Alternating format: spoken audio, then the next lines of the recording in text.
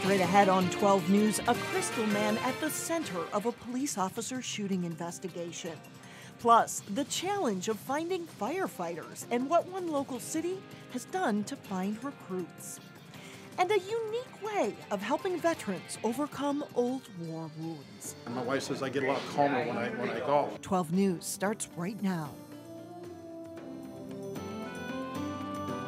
Hello and thanks for joining us. Golden Valley will swear in a dozen new firefighters tonight. It marks a successful recruiting effort for the city, but as Delane Cleveland reports, the recruiting efforts never stop. The garage at Golden Valley's main fire station has much of what you'd expect: fire trucks, uniforms, and equipment. But hanging on the wall is a sign urging people to join the department. I had seen the sign. That sign helped persuade Nicholas Jester to apply. Had kind of talked to my wife and I was like, I really want to do this, and she was like, do it. Jester is one of a dozen people being sworn into the Golden Valley Fire Department as a paid on-call firefighter. We're riding a good wave right now.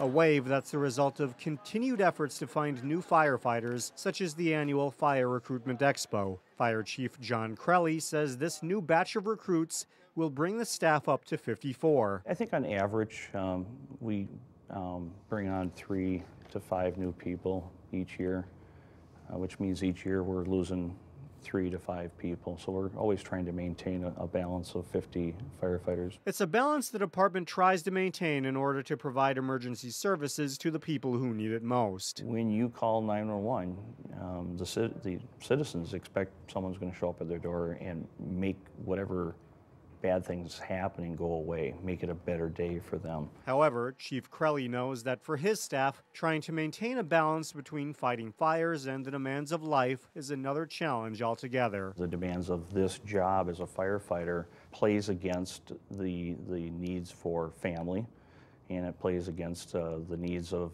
their workplace employer. That said, while the department is doing fine in terms of staffing this year, they don't want to get complacent. We didn't want to lose any momentum, so we're going to keep our messages out there. We're going to be out there in the public.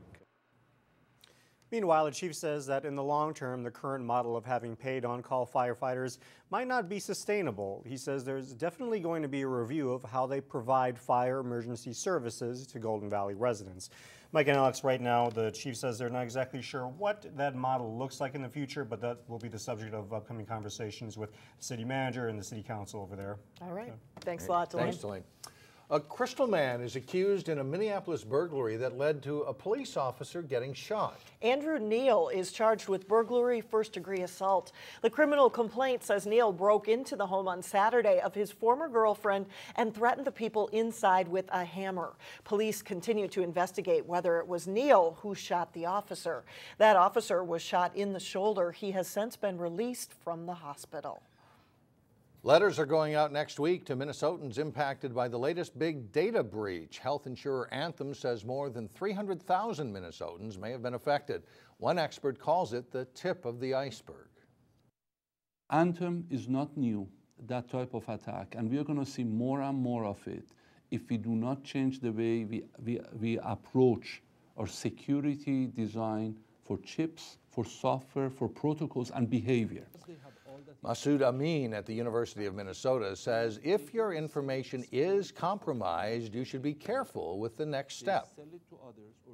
Because the thieves have your email, have your telephone number, have your home address, do not open any email, do not click on any attachments that you receive from Anthem.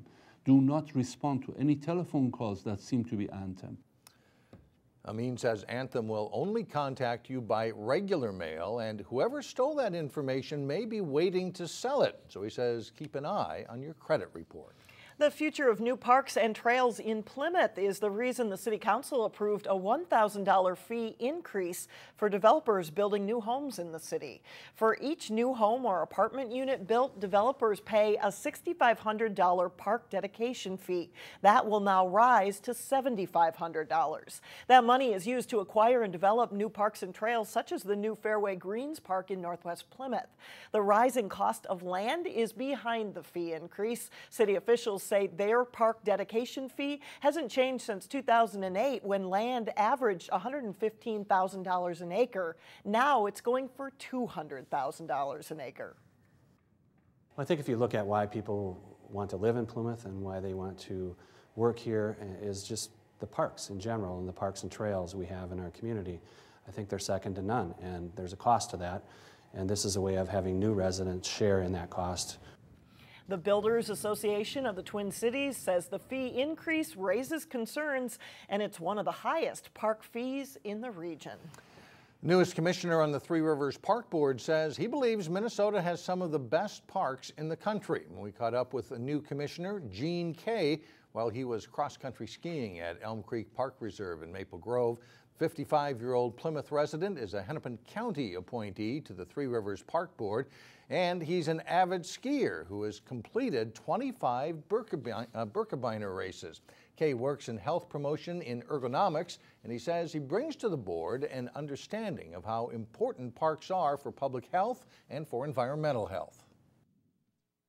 I don't know that I have any particular agenda, but I want to advocate for physical activity, recreational opportunities, getting people outdoors and using the parks.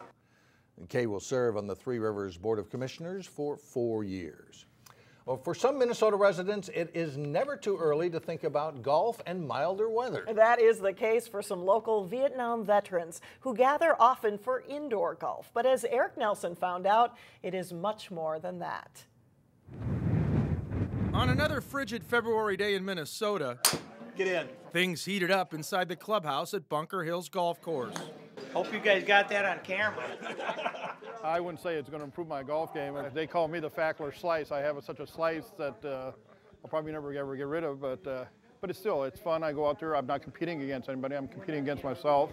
Greg Fackler is part of the Golf for Vets program. I think it's one of the best games I've ever involved, and created. I think, God dang, this is great. I get to beat the little crap out of the white ball, and nobody gets mad at me for it. They meet twice a week to hone their game on simulators. I enjoy it. I have a good time. The sessions are also therapeutic. Everybody say ran left.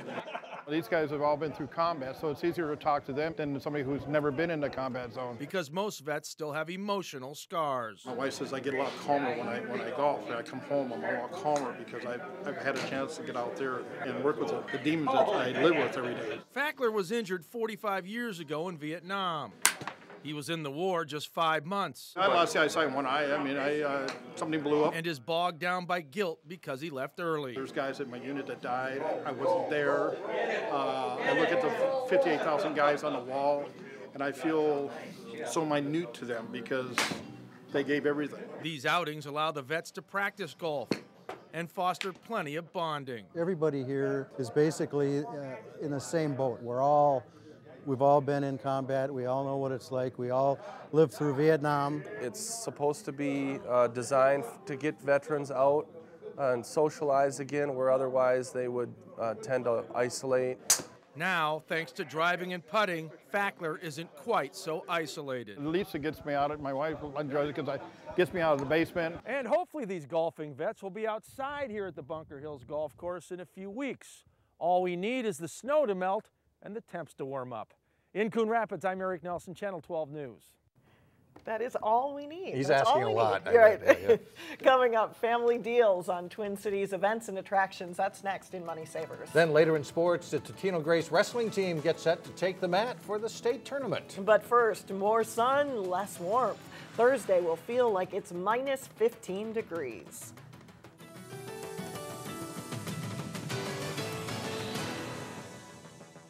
Starting today, there is a new way for families to save money in the Twin Cities on admission to museums and attractions. Reporter Shannon Slatton explains where you can learn more in today's Money Savers. Our main gig is movies, so we play a lot of family movies during the day. We also do a lot of birthday parties, stuff like that. Movies at the New Hope Cinema Grill just got cheaper for members of the new Twin Cities Kids Club. Very exciting thing they got going on, so we were definitely excited to be a part of it. The new website, Twin Cities Kids Club, is a place to find deals for families. You're an uncle. Yeah. I've got kids. Yep. We all are connected to, kids in the area. Twin Cities Frugal Mom author Lisa Baker and Brian Berg own the site and launched it on Wednesday. You may see a deal like on Groupon or Living Social. You'll go there, you'll redeem the deal, and then you'll go on to the next one. With ours, you can use the deal over and over again. And that's what sets us apart from the other deal resources out there. You can find discounts on the site or sign up for an email alert for free or discounted events. You can also purchase a $12 monthly membership that entitles you to special deals. Swarm tickets you can get for significant savings, 50% off, so you're saving 20, 30 bucks with that. Yeah, it's about 50% off. So some of the deals have a particular or a specific dollar amount, some are percentage. So far, there are 30 businesses participating that range from $10 off admission at the Water Park of America, a buy one get one free admission at Pump It Up in Plymouth, or a buy one get one free here at the New Hope Cinema Grill. There are so many good deals right now for kids of all ages. In New Hope, Shannon Slatton, 12 News. There is also an event calendar on the website where you can find free events happening in the Twin Cities, and you can go to the new website to check it out, TwinCitiesKidsClub.com. Well, coming up, local hoopsters getting excited over the return of KG. But first in sports, Breck meets Blake in playoff boys hockey. Jay Wilcox is in next. I'm Jay Wilcox with sports. Breck and Blake have a long history in boys hockey. The Bears have dropped off some in the past few seasons, and Breck was looking to take care of business against their rivals in the Section 2A semifinals.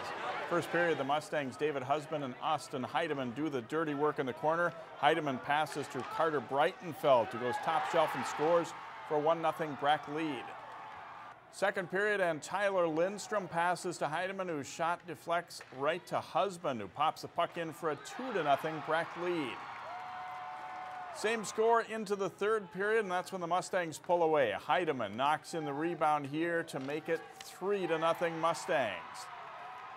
And with Blake on the power play later in the period, the Mustangs block a shot, and Lindstrom starts Heidemann back the other way. The sophomore nets 2 goals and 2 assists on the night as the Mustangs win 5-0. They face Delano for the section title Thursday night.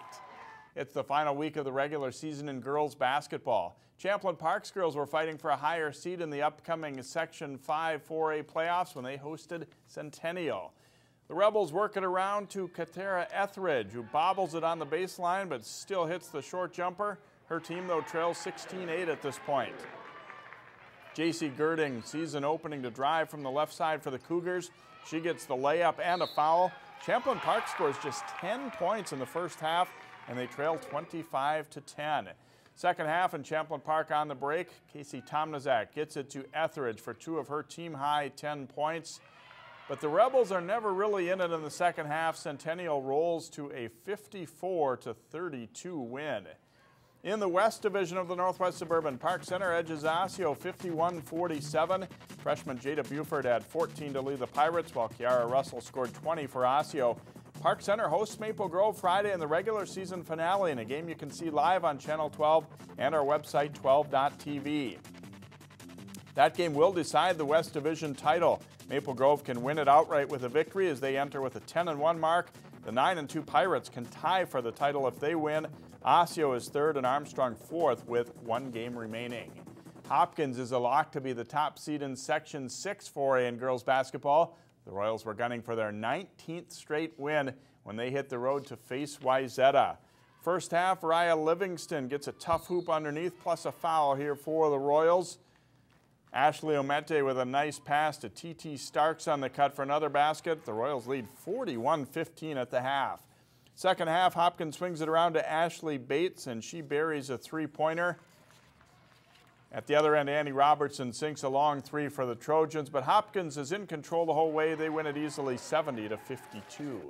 The state wrestling tournament starts Thursday in St. Paul. Totino-Grace will be part of the Class 2A team tournament. The Eagles are the number 4 seed for the tournament.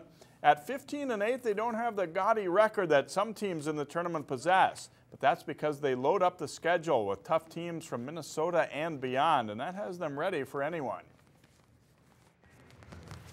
With the records, but it helps us later on when we're prepared for the state tournament, I can tell you that. I mean, when you're wrestling some of those guys and you're wrestling out the Clash, Christmas tournament, Council Bluffs, you're wrestling some of that competition.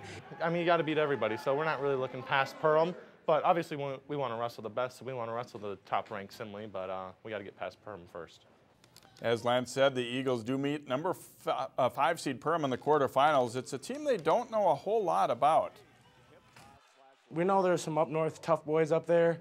They work hard and they wrestle hard just like we do, so gonna have to bring everything we got. They got a lot of talented young guys just like we do, so. I have faith in my upper weights over most any team in the state. I mean, we're highly ranked in almost everything, and they've wrestled the toughest schedule out there. So I think that's good. If we're going to go against their strength, against our strength, I'll take our chances on our strength. So. Totino-Grace also has 8 wrestlers in the individual tournament, including 195-pounder Lance Bennick, who takes aim at his 4th state championship. So wall-to-wall mats and tons of action coming up in St. Paul. All right, thanks a lot, Jay. Up next, the big guy is back. What local hoopsters think about the return of Kevin Garnett when we come back.